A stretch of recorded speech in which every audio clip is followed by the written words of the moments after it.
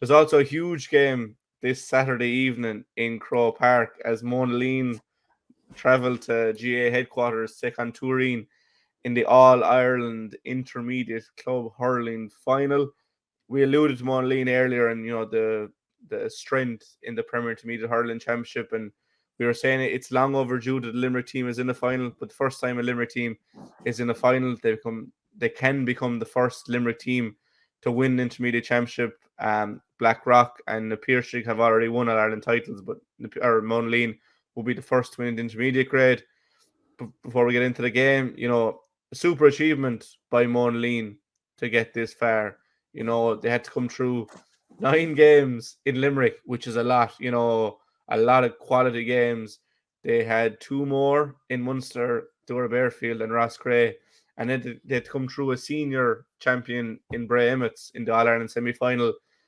And, they've had nothing easy getting this far. There's been no real blowouts. There might have been 1 or 2 in Limerick, but, all the knockout games have been very competitive, and they'll be rightly primed for Saturday evening. Well, Jack, I just remind you there when you're talking about their record, they lost 1 game all year. Yeah, that was the Glenroe in the second round. Okay, but Jack, I'll leave you with that one. They're worthy finalists, Jack, because I think Monaleen's campaign really took off, Jack, when it came to the knockout stages, and I'm talking about the semi-final and final of the Limerick Championship. Yeah. They had a huge win over Effin in the last round of the group stages, you will recall. And the situation was such that it left the final table that they were to meet again in the semi-final the following week, which they were really, really vulnerable. But I thought that particular day, they had a very, very competent performance. I thought they had an improved and more competent performance against Bruff in the county final. That it was a good Bruff side. But Jack, the day their mettle was really tested, I thought, was in the Munster semi-final against St. Joseph's Dora Bearfield, when they went behind twice in the last 10 minutes. And then we had the wonder goal from Marco Dwyer when they grabbed the lead. And Jack, once they grabbed the lead, even though it was a tenuous lead and a narrow lead, they never looked like losing. No. And it showed a mental strength in Monaleen that it doesn't surprise me that where they find themselves now. In the Munster final against Rosscray, they were outsiders. It was Rosscray's game to lose. Rosscray were nearly crowned champions before the final. And like we saw, it was a very, very comprehensive performance against Rosscray. Very comprehensive, Jack. Best performance of the year, I think it's fair to say. Probably the best performance, but again, Jack, it was a performance that was a step up on the semi-final. Yeah, 100%. And this is where I'm coming at. And then it was a bit of a trip into the unknown when it was a trip against Bray Emmets. Yeah. Because, who would have thought an All-Ireland semi-final, an All-Ireland hurling semi-final between a club from Limerick and a club from Wicklow? Yeah. It was, no disrespect to Wicklow, and I know it's the Bray Emmets are the senior champions of Wicklow, but it was kind of an unimaginable scenario. But that's what it was, and of course, Bray Emmets took a certain amount of encouragement from the fact that Naas won the Leinster Championship the previous year, Kildare's Naas, and went on to win the All-Ireland, beating Kilmiley in the final. So they came into the All-Ireland semi-final against Monaleen with no little hopes of upsetting the Limerick champions, and they put it up to them for a long, long time, which suited Monaleen.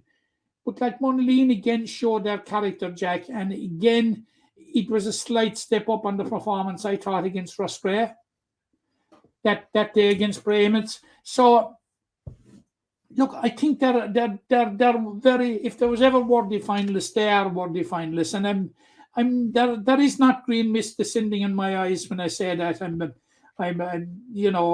I've been hugely impressed with the trajectory of the Monaleen performances, particularly since the knockout stages of the Limerick Championship, and I think that they're going to provide very formidable opposition for Tooreen from Mayo. Yeah, the only Now, thing about Toureen is, they're from Mayo, obviously, but they've been knocking at the door for the last 2 years. I think they've won three Connacht intermediate titles in a row, so they have, and the they're only looking. break in it was the 2020 when the competition was abandoned because of the COVID. Yeah, They have won they've won Connacht 4 times, Jack. They've won the Mayo Championship 32 times, 5 out of the last 6. So, like, there's no doubt that the hurling kingpins of Mayo. My first introduction to Tooreen of Mayo was back about 20, 25, 30 years ago, Jack. You weren't around. When a fella called Joe Henry made the breakthrough, and this Mayo lad was picked on the Connacht team, which was otherwise all Galway. yeah, I think I And heard this story. Go on. Joe Henry, he trained as a teacher in Thomond College in Limerick with Limerick's Paddy Kelly and Colm Horn, and he won 24 Mayo Senior Hurling Championships. And he was a 2 times replacement All-Stars, but he broke into the Connacht team, which was all Galway in those days. It was unheard of. Galway represented Connacht, but this guy, he got picked and he won 3 Railway Cup medals. So that was my first introduction to Tooreen, but probably arguably Mayo's greatest ever hurler, So yeah, but I honestly think that they have been knocking at the door. They've been in four semi-finals. They've won the Connacht 4 times and they've lost the final once. They've beaten Galway opposition in all 4 finals. Jack, this is the first time they've made it to the final. Yeah. So I know it's the first time Monaleen are in the final. And you probably say that knocking around and having been knocking at the door of the final and eventually getting to the final, like it is the stuff the champions are made of. But I don't think it's as simple as that on this occasion, Jack. They are a senior hurling team, a very, very strong senior hurling team. But I find it hard to see Monaleen slipping up at this stage. Yeah, they have a great attitude. You can hear it not only in the players. We've heard from the likes of Andrew Tush Cosgrave and Larkin Lyons and Ed Doyle this year. Real strong mentality. But even Owen Breslan, he's won an All Ireland, with Toomey Vara. But just the way they speak, they're so confident. And I was talking to Andrew yesterday, and he was referring to the young lads. Now I asked him about the young lads, the likes of Joe Fitz and Brian Kenny, Lachlan McHale, and Ronan Lyons and them, and he just said they're so mature, they're so level-headed, and it's you can really see it in their hurling that they don't seem to get panicked because, in the county final, Bruff, got it within a goal at one stage. Stuart Bearfield went ahead late on. Rascrea had a late rally. Bray Emmets refused to go away, but never seemed to dip their heads. Always, kept their composure and deservedly came through all those games. And I mentioned those 4 players. They're not just mature. They're really, really good players as well. And there's a really nice mix of, young and experienced players. And even the likes of Luke Murphy, who are more accustomed to playing football, has been brilliant, gotten better with each game. Andrew has come in, after a struggling injury to start. You had Larkin Lyons as your player of the year, for a number of brilliant performances at centre back. They've Jamie Power and Jamie Porter who play with Limerick as well. Just a really, really good And team. you have a reinvented Ed Doyle. Yeah, they're a brilliant team from 1 to 15, and they have subs to come on then as well. So I can see why you'd be hesitant to side with them.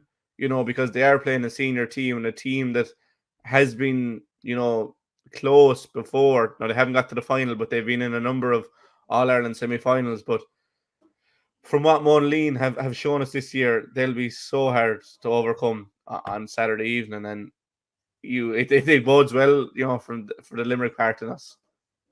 And that's the point I'm making, Jack. I see it. I find it very hard to believe Monaleen will slip up at this stage. But I have been gobsmacked by this four, Jack. Kenny, Lyons, Fitzgerald, and McHale. I think they've been absolutely terrific. And you'd say, young fellas, what young fellas in terms of maturity? The maturity they've shown. Ronan Lyons in the second half of the All Ireland semi final, 4 points from play from wing back, Jack. Yeah. He was not but to be fair, he was an all-star when he was a minor. So I mean, it's not that surprising. The only surprising thing was he was cornerback back then, but he's scoring 4 points. But sure, he's learning from his brother and sister. There's good breathing in the lines in one lane, to be fair. But yeah, those four I saw Joseph Fitzgerald not cutting across you playing in a group game against Knockany and scored 6 points from play. Yeah, from again, midfield. The first time I saw Joe Fitz play, he was a cornerback as well. So it just shows where hurling is going, that this Barry Nash type cornerback that can do it all. They're a Swiss Army knife. But yeah, those four Jack, lads. If you look down the spine of the team, Jamie Power played in goals for Limerick. Brian Kenny, fullback, has a huge future. You know my thoughts on Ronan Lyons. I thought he was the most effective club hurler in Limerick in 2022.